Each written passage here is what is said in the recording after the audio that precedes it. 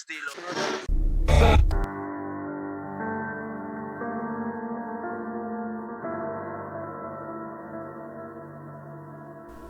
En una estación de radio de amplitud modulada de la Ciudad de México, se transmitía un modesto programa por las madrugadas, de las 3 a las 5:30 de la mañana.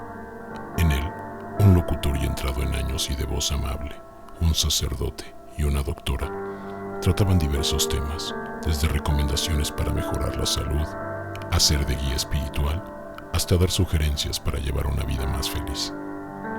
Aún en ese horario, el programa recibía varias llamadas telefónicas de radioescuchas con preguntas o para pedir un consejo con algún problema familiar o personal. Esas llamadas se transmitían en vivo.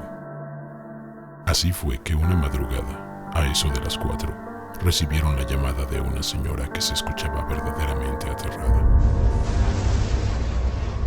No pedía un consejo. La señora rogaba por ayuda. Estaba desesperada y no sabía qué hacer. Según explicó, la situación con su hijo adolescente se había salido de control y había perdido toda proporción. Dijo que hacía menos de 2 meses, el joven comenzó a actuar de un modo muy extraño y totalmente ajeno a cómo era él. De ser un muchacho extrovertido, bromista y que siempre estaba de buen humor, empezó a ser grosero con todos. Se tornó harto agresivo, sarcástico y violento. Pasaba horas encerrado en su cuarto. Al principio, su mamá pensó que era algo normal, solo una etapa complicada de la adolescencia o algo así. Pero luego, el asunto trascendió, y el joven empezó a aislarse del mundo. Terminó con su novia, dejó la escuela y cortó todo contacto con sus amigos. Descuidó su persona al grado de lucir como indigente, y casi nada lo hacía abandonar su habitación. A veces se sentaba a la mesa para comer con ella, pero ya no charlaban.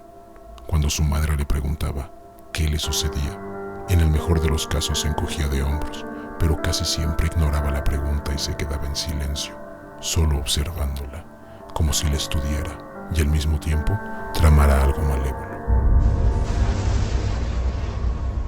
Fue durante sus largas noches de desvelos por la angustia que dio con aquel programa de radio y lo que a ella le parecían los sabios y atinados consejos de los locutores a los problemas de sus insomnes radioescuchas.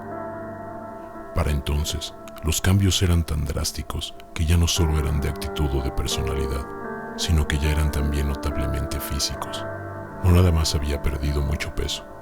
La señora juraba que el joven había crecido casi 20 centímetros en menos de 2 meses. Ahora, hasta su rostro era diferente.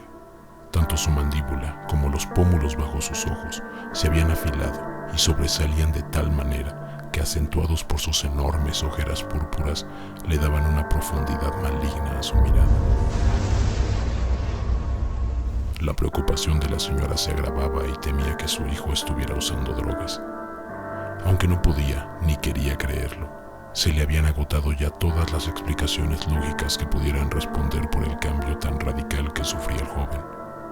Pero a menos que estuviera saliendo de la casa sin que ella lo notara, no tenía ni idea de dónde podía estarlas consiguiendo, porque ni siquiera salía de su alcoba. Y así, la noche antes de llamar al programa, y armada con todos los argumentos que había escuchado de los locutores cada madrugada durante más de 2 meses, la señora decidió encarar a su hijo. Le dijo saber que estaba en drogas, pero no lo juzgaba. Al contrario, entendía que tenía un problema y ella lo apoyaría a salir de eso. Había personas y tratamientos para dejarlas. Podían hablar con especialistas que podían ayudarle en el proceso. Pero antes de que pudiera terminar, el joven le clavó su maligno par de ojos negros que apenas se dejaban ver a través del largo y desaliñado cabello que le caía por la cara. Desdibujó su rostro en una morbosa mueca que parodiaba una sonrisa, y con una voz cavernosa que parecía venir de un lugar mucho más profundo y lejano que su garganta, se carcajeó burlonamente de lo que su madre tan cariñosamente le decía. La señora no tuvo tiempo siquiera de reaccionar y romper en llanto. Inmediatamente sintió como algo mucho más grande y pesado que la mano de su hijo adolescente le apretó fuertemente el brazo izquierdo, con tal intensidad que pensó el hueso se le quebraría en cualquier momento. Su hijo terminó aquella aberrante carcajada con una muy clara advertencia. No quiero que hables con nadie más al respecto de esto. Le soltó el brazo y volvió a su habitación. La señora supo entonces que aquella persona de ceño fruncido, que le miraba con ojos depredadores y con una sonrisa inhumana, no era su hijo. Y así, en medio de un magdalénico llanto, sintiéndose abandonada, desmoralizada y muerta de miedo, lo único que atinó a hacer fue encerrarse en su cuarto y llamar al programa buscando una respuesta, ayuda o al menos consuelo. La llamada entró de inmediato y entre sollozos comenzó a narrar la situación. A punto de que el locutor de voz amable empezara a darle ánimos, un extraño ruido se coló desde el teléfono de la señora hasta la cabina de la estación de radio. El sonido era algo parecido a un ronroneo. La señora ubicó el origen del ruido en la sala de su casa, al otro lado de la puerta.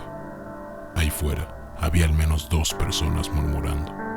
Parecía que su hijo estaba con alguien más, y la señora sintió la urgente necesidad de abrir la puerta y ver con quién estaba su hijo.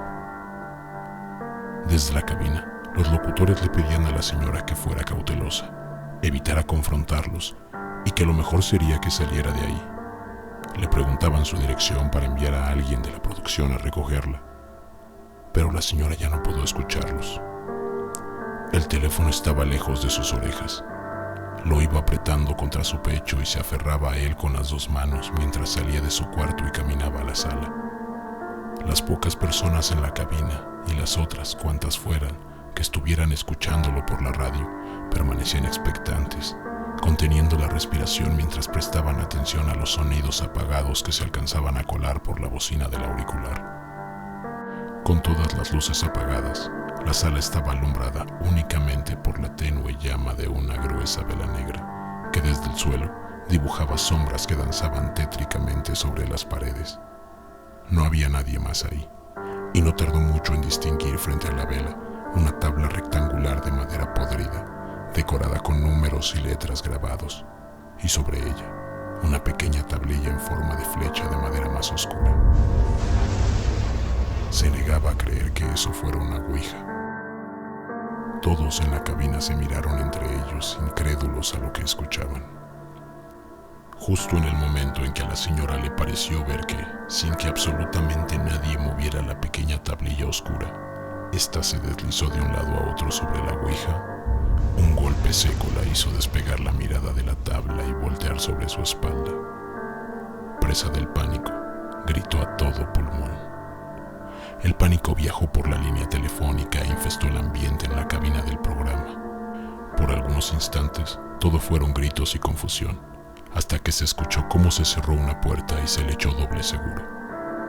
Con el corazón en la garganta y ahogada en llanto, la señora intentaba decir que su hijo salió de la nada y trató de sujetarla. Ella gritó y corrió de vuelta a su cuarto, pero su hijo se le acercaba, no caminando, porque sus pies no tocaban el suelo.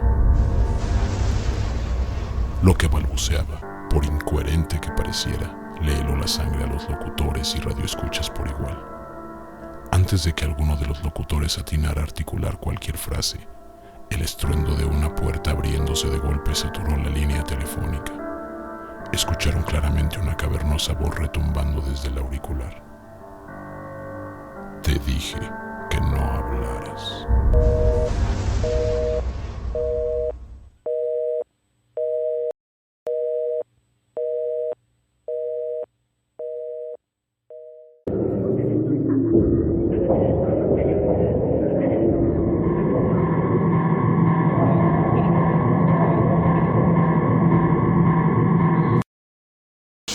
Vuelve cuando quieras y no olvides traer a tus amigos.